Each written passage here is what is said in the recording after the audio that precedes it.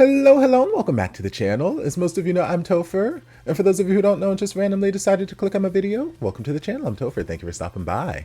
So we're here to do a reaction, and we're diving back into the Untamed. We're diving into episode 34. Episode 33, we finished up with the flashback. We came back to present day. We felt some feelings, and there towards the end, Wuxian was being chased off by a dog. There was a angry, rabid beast of a cute little puppy that was just, in the presence of Wuxian, and he has his fear of dogs. We've seen this throughout the series, so he took off running. Gave us a little bit of comedy at the end to kind of counteract some of the other emotions and feelings they were making us feel for like the last 2-3 episodes. So let's dive in and just see where this one takes us. As always, if you'd like to gain early access to these reactions, you can join us over on Patreon. You don't have to, but you're more than welcome to if you want to. And yeah, let's dive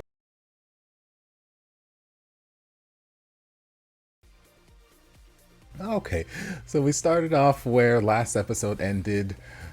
Jinling, I got it. It's in here for now. We'll see how long it stays in there. But Jinling and his puppy dog, little fairy, just not even chasing after Wuxian, just approaching him, gingerly approaching him, and Wuxian flipping out, just having all kinds of panic attacks and running, screaming, wailing. Meanwhile, this dog just like, hey, I'm here to just be adorable, bonk me on the nose, please. Just adorable. Minding his own business. Why he kept going after Wuxian, I don't know. He probably thought it was like a game, because he's like, oh, Wuxian's running, so he wants me to chase him, so I'm just gonna follow me. So Wuxian screams out to the high heavens, Lan Zhan, save me, save me. So Lan Zhan materializes, front flips over the entire city, jumps in front of Wuxian's like, I got you. And that's enough to get the puppy dog and Jinling to, wander off. So then Wuxian talks more to the talisman salesman or whatever that they were talking to last episode, and he's like, thank you so much for what you just did. Here, take these free on the house. You can sell them, do whatever you want with them. It's my gift to you. And he's like, I'm Mr. Know-It-All. That's what they call me here. I know this, that, the other. And Wuxian's basically like prompting him, do you know of any sort of strange spiritual happenings in the town?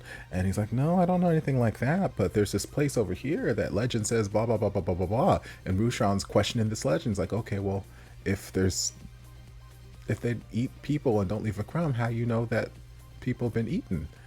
And he's like, well, someone must have seen, but you told me that no intruders are allowed left alive, so how could someone have seen? Who's this great person? The guy's like, I don't know, why are you asking me details? I'm just telling you the story. And he's like, well, your story sucks, okay? But then he does end up giving them information about someplace just out of town that I guess technically is under the Ni clan's territory, their jurisdiction, but now that Sweet Boy has taken over the Ni clan, he's like, he's not a natural born leader. He was not made for this role, to lead this entire clan into war or protection or whatever. He was not built for that. So he seems very content and like, oh no, maybe we should just stay here in the castle. We're good. So they're not taking care of this issue that's happening. So Lan Zhan and Wuxian go to explore, and we're hearing more of the fairy barking, and Wuxian is freaking out, and Lan Zhan's like, girl, get yourself together. Why are you so afraid of dogs? And he's like, I don't want to tell you. He's like, fine, I got time. He's like, fine, I'll tell you. When I was younger, before they took me in over at the Lotus Pier, I had to get food from angry, aggressive dogs, blah blah blah blah, and left him kind of emotionally scarred as a child. That kind of stuff can stay with you. So I'm like, okay, I get it. You've got these emotional scars, even though it hasn't really well, aside from the giant dog that the Wen clan locked him up with, who did have a vicious temperament and a taste for human flesh. Aside from that dog, hasn't really encountered any other dogs that have really had it out for him. But still, those are the kind of things that stick with you until you do something. You make some sort of conscious effort, whether it's seeking counseling or exposure therapy or whatever it is, until you make some sort of conscious effort that I'm going to try and face this fear and get over it. Those are the kind of things that can just stay with you. As rational as it may seem to some people, I get it. They're just like there are people who are deathly afraid of spiders. There are people who are deathly afraid of birds, deathly afraid of this, that, the other. Like, and then there are other people who are looking out from the outside like, girl, what's your problem? It's just a spider. It's just a bird. I collect tarantulas all the time. What you talking about? They're fine. They're not going to cause any, like, but to people who are deathly afraid of them, it's like, yeah, no. Fuck that shit. So I get it. He's got his little fear. But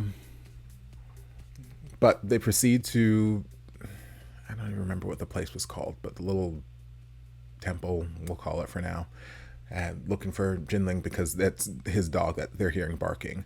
But they mentioned that with this, even with whatever spiritual energy the dog has, it can't get in because of whatever reason. So all it's doing is just barking. There's got to be something wrong if it's barking like this. And obviously Jinling's not with him because if he was, the dog wouldn't be quite as agitated.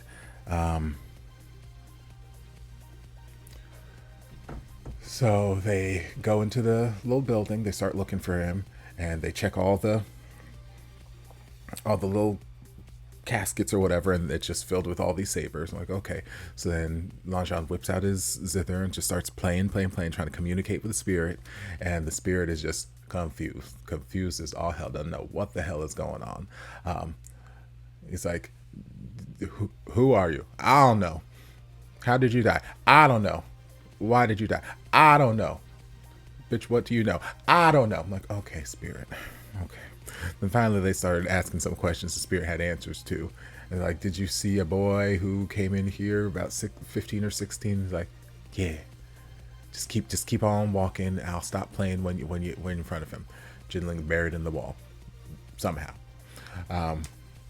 So they break him out, they try to resuscitate him, and he, as soon as he wakes up, he tries to take his place back in the wall. Whatever this curse he's got put on him wants him to be buried in this wall. I don't know if this, obviously we saw other potentially skeletons also buried in the wall, so I don't know if maybe whatever this temple is, like, feeds off the energy of cultivators, so it buries them there, it siphons the energy from them, and then they're just left as, skeletons. I don't know. But we got him out. We rescued him, got him back home, and then it seemed like when Wuxia discovered, he's got some sort of curse put on him, he wasn't in the trance that he was in when they first woke him up out in the temple. So he kind of came back to his own faculties, and he's like, what are you doing? Why? And I don't know if it's just that he hasn't looked down at his leg, or if he's keeping it a secret because he doesn't want his uncle to get upset, or if maybe he's just not able to see this sort of curse. Maybe that's something that you have to have a certain level of cultivation or power or whatnot to, like, see the actual manifestation of this curse or something. I don't know, but Jinling didn't really seem to acknowledge the fact that his leg looked like it was diseased and rotting off. Like, every time Wuxian like lifted up his pant leg and looking at it, I'm like, that don't look good. That looks gangrenous. So, especially since he already had to change robes and whatnot, maybe he didn't have to change pants in order to change robes. So I feel like if you're going to change robes, you might as well just change everything since you've been out here buried in dirt. So I find it hard that I would go through this whole process of changing my clothes and not notice that my leg looked like it was about to fall off. That is rotting flesh. But that's just me. Maybe they don't have mirrors in this castle or something like that. But still, I feel like going to put on my pants, I gotta put my if I'm putting one leg through the pant leg, I would kind of notice, oh hey, my entire from the knee down, my leg looks like it's about to fall off. But it's neither here nor there. So he either he didn't notice or he's keeping it secret. Don't know what it is. But you know, he came back to his own faculties, ran off, found his uncle, and then Wuxian was like, "Oh shit, it's Cheng. Okay, let me see if I can hide."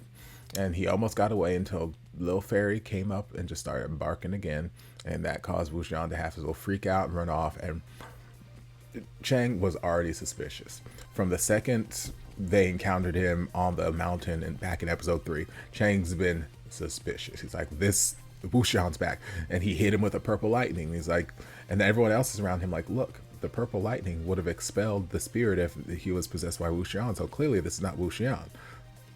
But as we've already established, it's not really a possession situation that's happening here, so that's why the purple lightning didn't expel his spirit. It's not so much possession as, you know, his body was voluntarily given up, and now his spirit occupies this space. But Cheng still feels like this is Wuxian. It's like, you gonna take a mask off or I'm gonna take it off? So he took off his mask, and Cheng was looking at him like, and there was this look of surprise on his face. And again, since Wuxian is inhabiting this other person's body, even though we're seeing Wuxian's face, I still believe that the rest of the world is seeing the other guy's face whose body he's inhabiting. So at that point, I'm assuming Cheng was also seeing the other guy's face, but he still feels in his heart that this is Wuxian. Because there's just too many damn similarities. And then throughout the conversation they were having in the room, obviously he's piecing together, yeah, you are Wuxian, because you're saying things, you're acting this way, this, that, the other, and we're having conversations as though I'm talking to my brother. So yes, this is Wuxian I'm talking to. Nobody else is gonna believe me, but I know who I'm talking to. And yeah, they had talks. There were lots of feelings. Cheng is still harboring a great resentment, which is understandable, but also like, he's been quote unquote dead for like 16 years at this point. Maybe it's time to move past that. Just and I know it's easy for me to say on the outside looking in, but I'm like, if this part of the story never took place, if Wuxian didn't come back to life or whatever, and you know, we're still just living in this time of whatever peace or aftermath of that, is Cheng just gonna sit here and live with this giant chip on his shoulder till the day he dies? Like, Wuxian never came back, and he's just gonna sit here harboring this hatred towards everybody who's been long dead and gone. Like, I understand your feelings, but like, maybe live for the present, live for the now. You can, I'm not saying forget about what happened. I'm not saying you even gotta forgive him, even though he's not the reason that certain things happened completely. But just to move on with your life. Cheng feels like he's just been still mentally, emotionally stuck at this point from 16, 20, 30, however many years ago it's been. I forget how much of a time jump we've done. But he feels like he's, well, baby boy is only 15, 16 years ago. He's like still in the same emotional place. And I'm like, baby, that is not a way to live life. You got to keep moving forward.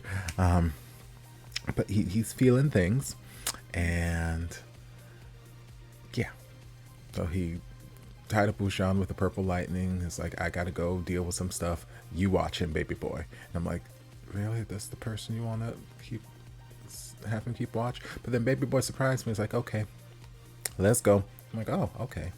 Kind of an eye for an eye. You saved my life, so I'm saving you. I don't believe that you are this way, Wuxian, because the purple lightning didn't do what it needed to do, so you go on ahead and live your best life. And they were having a civil conversation. It's nice to see civil conversation happen. I'm not going to say that they like each other or anything like that, but it's nice to see civil conversation happening, and Wuxia just trying to impart some knowledge, like, hey, there are two cringeworthy phrases that you're going to have to say at some point in life. I'm sorry and thank you.